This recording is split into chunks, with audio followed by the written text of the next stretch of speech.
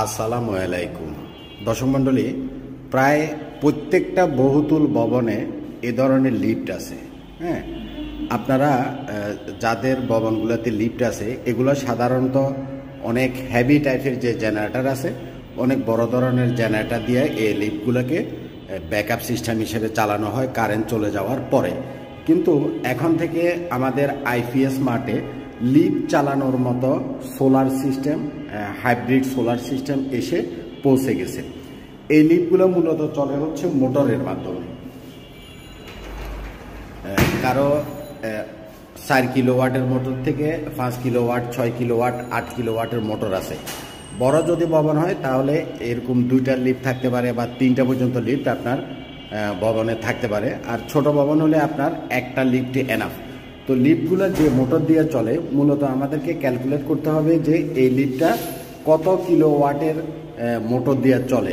আমাদের 15 কিলোওয়াটের গ্রোওয়াটের 3 ফেজের যে হাইব্রিড ইনভার্টারটা আছে সেটা দিয়ে আপনি 4 কিলোওয়াটের লিফট, 4 কিলো থেকে 10 কিলোওয়াটের লিফটের মোটর বা লিফট আপনি চালাইতে পারবেন।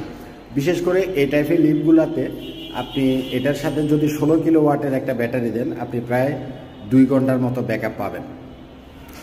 এবং আমাদের এই হাইব্রিড ইনভার্টারগুলা আপনার জেনারেটরের সাথেও কাজ করে। উইথ ইউপিএস মোড করা আছে। কারেন্ট আসা যাওয়ার মাঝে যে গ্যাপটা, এই সময়টাতে আপনার লিফট জাকি খাবে না, মানে থেমে যাবে না কোনো ধরনের।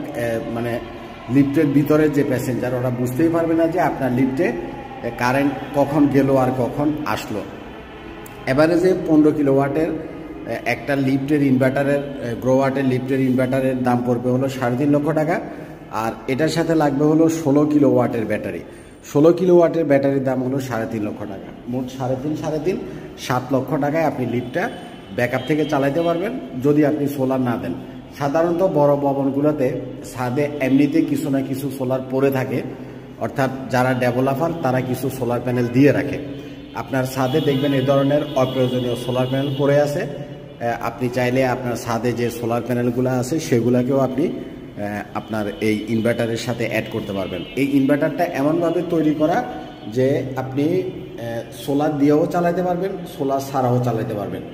আবার যদি বিল সেভ করতে চান, লিফটের কারণে হিউজ পরিমাণে ইলেকট্রিসিটি বিল আসে, সেই ক্ষেত্রে আপনি নেট মিটারিং সিস্টেম করতে পারবেন। কারণ লিফটগুলো 3 ফেজে চলে। 3 ফেজের নেট মিটার গভর্নমেন্ট সবাইকে দিচ্ছে। আপনি চাইলে দিনের বিদ্যুৎটা গ্রিডে জমা রাখতে পারবেন, রাত্রে আবার সেটা ইউজ করতে পারবেন। উইথ ব্যাটারি দিয়ে ব্যাকআপ নিতে পারবেন এবং জেনারেটরের কানেকশনও দিতে পারবেন। এবারই বাংলাদেশে প্রথম আমরা